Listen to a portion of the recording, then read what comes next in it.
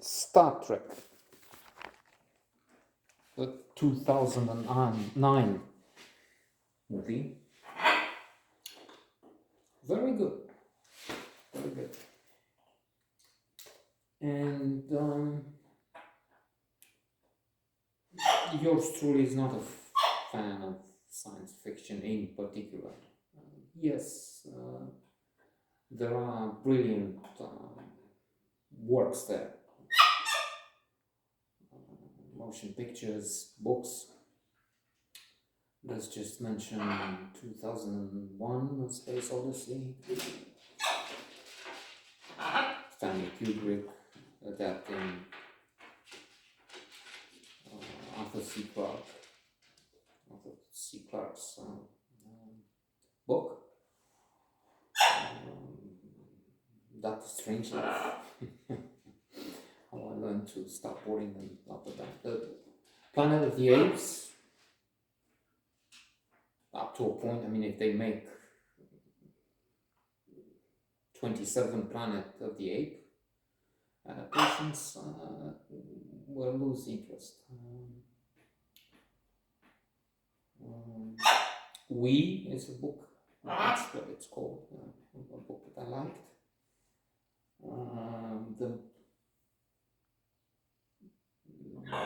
I'm saying Middlesbrough Cuckoos, but it's not something with the cuckoos. When the aliens come and then they act like cuckoos, and the idea is to have the progenitor take over the earth, born out of human hosts, women. The list is long. There are hiccups in this case here. Dune. I started Dune. It didn't seem to work. We'll see if we push it again to engage with the book and then see the movie, which is one of the best for 2021, supposedly.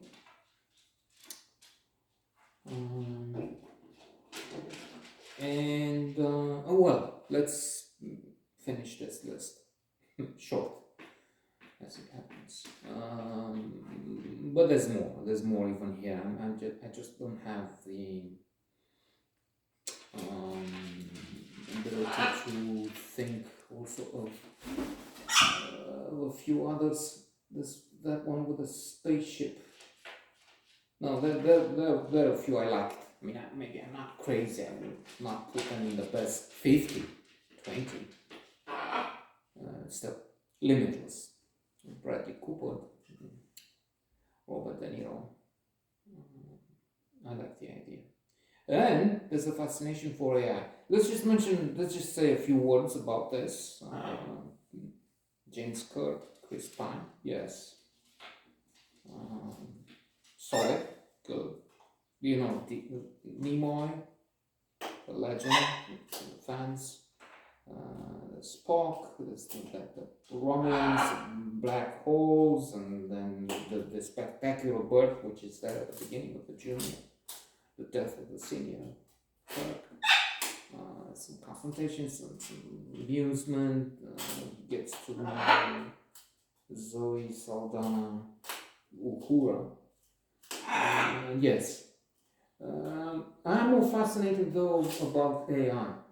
Come to think of it, with the end of these notes, video notes, there's one to be written, another one in the series on AI, singularity. That's in terms of future and science fiction.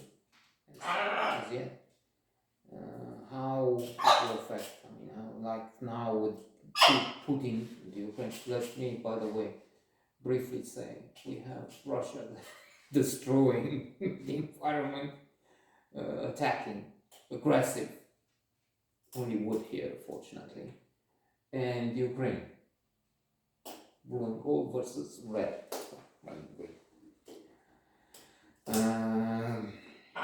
as symbols. So that one would be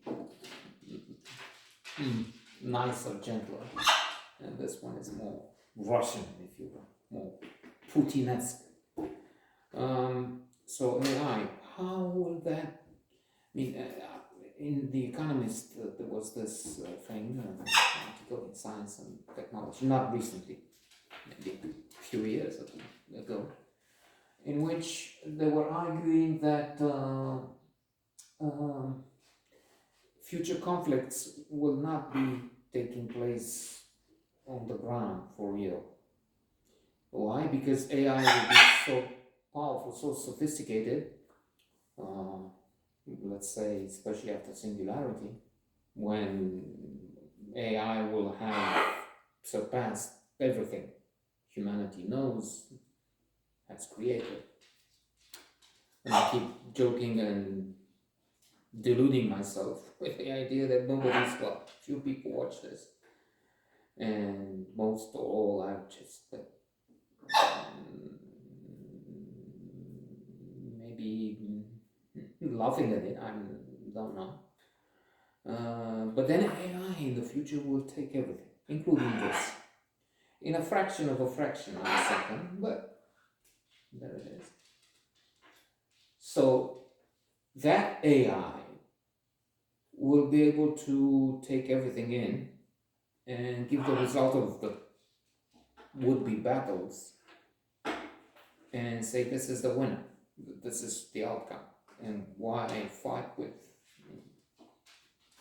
if you know this is what it's going to be in terms of logistics, missiles, fire planes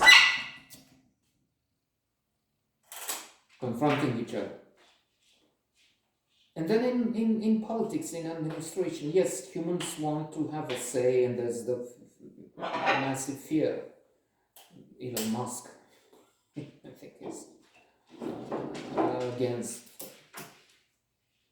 sees the future as an evil, if I'm not mistaken, in others. And that should be guardrails, obviously rules. But I'm thinking that as an administrator, as a sort of a leader, AI would work. You can't, you don't have any chance of the rational artificial Putin coming up. Or do you? As for Star Trek, yes, again, good, considering.